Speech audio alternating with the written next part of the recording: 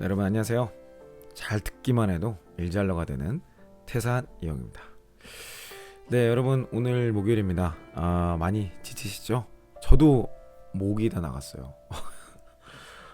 제가 월요일부터 막 좀 하드한 스케줄을 소화했더니만 목이 이렇게 상태가 안 좋아졌네요. 그래서 오늘 좀 목이 안 좋아서 이걸 찍을 수 있을까 고민했는데 밤이 되니까 또 괜찮아져서 일의 의미에 대해서 여러분들이 생각해 볼 만한 주제를 또 한 가지 던져드리려고 합니다. 근데 이번 주는 계속해서 제가 이 아비투스라는 책을 막 찢어서 분해해서 여러분들에게 도움이 될 만한 내용으로 다시 정리를 해서 드리고 있어요. 제가 오늘 여러분에게 말씀드릴 만한 일의 의미는 리더십에 대한 이야기입니다. 리더십에 대한 이야기. 그러니까 일의 의미를 이야기함에 있어서 여러분들의 일의 의미는 뭐가 돼야 되냐면요, 리더십이 돼야 돼요. 그러니까 내가 지금 있는 곳에서 일을 더 잘하는 것도 매우 중요한데 그 일을 잘해서 결론적으로 뭐가 바뀌냐는 거예요. 뭐가 바뀌냐, 고객이 바뀌고 뭐 이런 것도 있겠지만 여러분은 뭐가 바뀌냐고. 승진하고 뭐 연봉이 올라오고 이런 것도 있어요. 근데 승진하고 연봉했을 때 결론적으로 바뀌는 게 뭐죠? 여러분의 삶이 바뀌는 거? 그건 바로 여러분이 리더 자리로 올라가는 겁니다. 리더가 되는 거예요. 리더십의 레벨은 굉장히 여러 레벨이 있지만 여러분들은 어쨌든 윗레벨로 올라가는 게 여러분 회사 생활의 의미입니다. 설령 여러분의 회사를 그만두고 퇴사를 한다 하더라도 새로운 창업을 했을 때 그 진짜 바로 리더가 되는 거죠. 그런 리더가 되는 것이 일의 새로운 의미예요. 근데 이 책에서 굉장히 의미 있는 얘기를 합니다. 148페이지에서 스탠퍼드대 경영대학원의 제프리 페퍼 교수가 리더십 과정에서, 리더십 교육에서는 반드시 이런 주제를 다뤄야 된다 라고 규정한 게 뭔지 아세요? 이게 참 멋지고 흥미로운 말이에요. 리더가 모인 자리에서는 이 세상이 어떠한가에 대해 이야기하면 안 되고 이 세상이 어떠해야 하는가에 대한 이야기를 해야 된다. 참 멋진 말이죠. 그러니까 우리가 모이면 보통 우리가 나누는 이야기 뭡니까?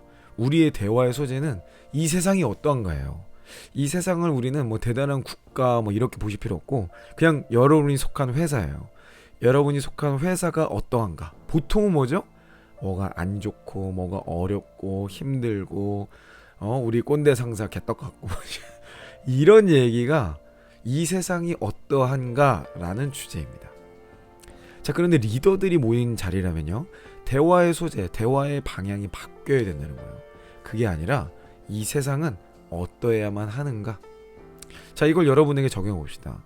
여러분들이 다니고 계신 회사는 어떠해야만 합니까? 여러분 이거 생각해 보신 적 있어요? 이게 진정한 여러분의 일의 의미가 될 수 있어요.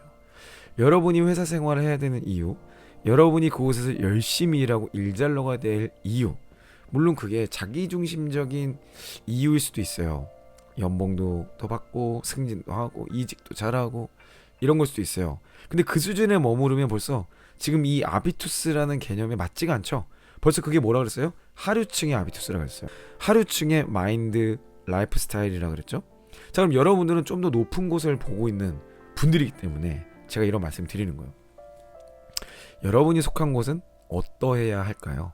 그곳에 일하는 방식, 어떤 인재가 정말 인정받아야 될지, 여러분들은 어떤 강점을 발휘해야 될지, 모든 사람들이 강점을 잘 발휘할 수 있는 회사가 되기 위해서는 어떻게 일해야 될지 생각해 보셨나요?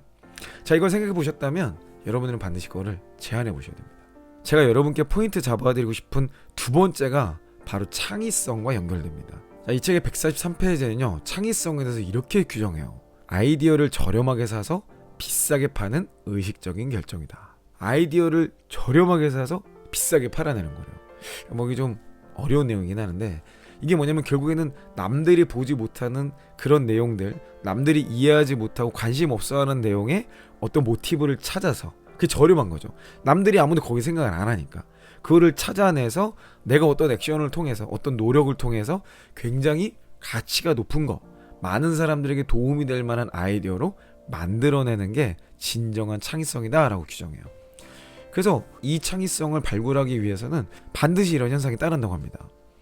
목적의식을 가지고 시장을 관찰하고 아이디어의 잠재성을 가늠하고 사람들을 설득하고 모든 회의론을 견디는 능력이 중요하다. 저는 여기서 가장 와닿았던 게 뭐냐면 모든 회의론을 견디는 거예요. 여러분들이 앞에서 리더로서 이 세상이 어떠해야 되는가, 우리 조직과 우리 부서와 우리 일하는 방식이 어떠해야 되는가라는 것들을 정말 생각을 하셨다면 그게 바로 창의적인 거예요.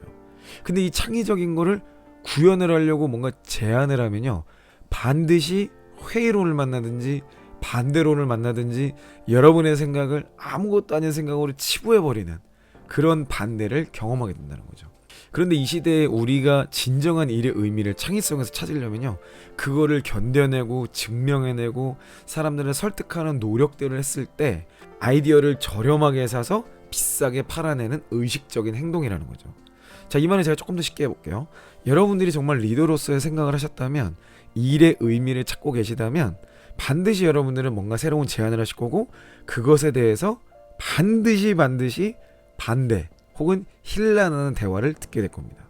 자, 그런데 여러분들이 하신 생각, 여러분들의 노력과 분석이 정말 맞다면, 그렇게 진정성 있게 고민을 해보셨다면 그거를 상대방이 이해할 수 있게, 상대방이 반박을 하더라도 그거를 뛰어넘을 수 있는 이론과 논리를 만들어내셔야겠죠. 그게 진정한 의미의 창의성인 겁니다. 때로는요, 여러분이 너무 앞서 있을 수 있어요.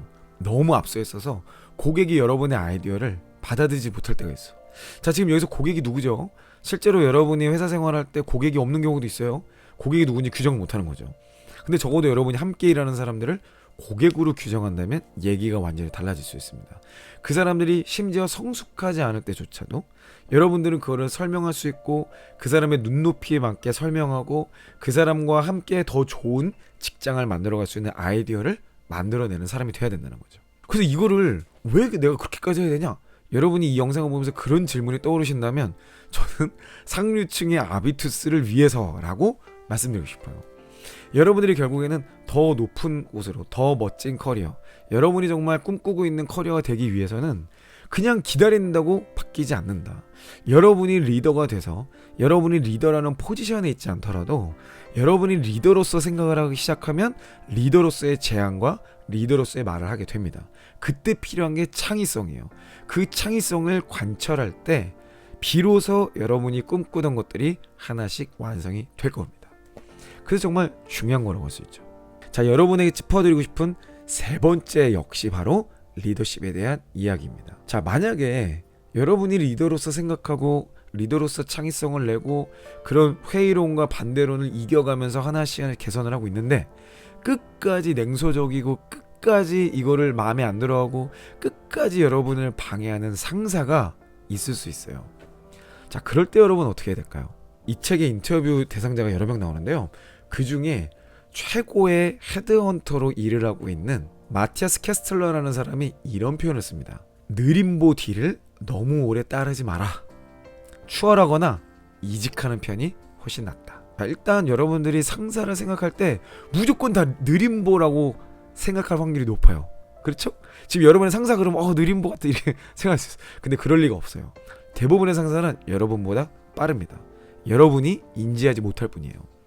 그런데 내가 이런 아무리 리더로서의 생각, 아무리 창의적인 생각, 아무리 어게인스트를 한다 하더라도 이게 바뀌지 않는 정말 느림보 같은 상사가 있어요. 거기에 확신이 든다면 과감하게 추월을 해버리든지 이직을 하든지 둘 중에 하나를 하시는 게 좋다는 게 이 헤드헌터의 결론입니다. 저도 동일하게 생각해요. 근데 이런 결정을 하기에 앞서서 여러분의 상사가 정말 느림보인지 아닌지는 한번 볼 필요가 있겠죠. 자, 느림보이냐 아니냐를 보는 관점은 굉장히 단순합니다. 여러분의 상사가 성과를 내고 있는가, 어떤 면에서 인정을 받고 있는가, 여러분이 보기에 굉장히 마음에 안 들고 굉장히 싫고 막 짜증나고 이래도 조직에서 이 상사를 의지하고 있는가, 그런 부분이 있다면 느림보 아니에요. 여러분이 시야가 아직 거기까지 닿지 않는 것뿐입니다. 그때는 여러분들이 좀 더 창의적으로, 좀 더 리더십의 관점으로 그분을 재해석해야 될 수도 있어요. 네, 오늘 일의 의미, 특별히 리더십에 대해서 여러분들이 고려해야 될, 생각해야 될 세 가지 아젠다를 뽑아드렸습니다. 자, 여러분들은 어떤 일의 의미를 갖고 계신가요? 타고난 리더가 돼서 여러분의 조직을 여러분이 생각하는 대로 만들어가는 멋진 일에 도전해보고 싶지 않으신가요? 오늘 출근하면서 이 세계는 어떠한가가 아니라 어떠해야 하는가를 적어보시기 바랍니다. 그리고 여러분과 함께 일하는 사람, 심지어 여러분의 상사라더라도 창의적인 아이디어를 제안해보세요. 이걸 해보는 사람들이 결국 리더가 되게 되어 있습니다. 네, 여러분 오늘 목요일입니다. 오늘 출근길 힘내시고요. 저는 내일 다시 여러분이 학습하면 좋을 만한 내용, 이번 주 한 주간 함께 읽었던 이 책을 리뷰하는 컨텐츠로 내일 아침에 다시 뵙도록 하겠습니다. 네, 여러분 화이팅 하세요. 이상 이영이었습니다.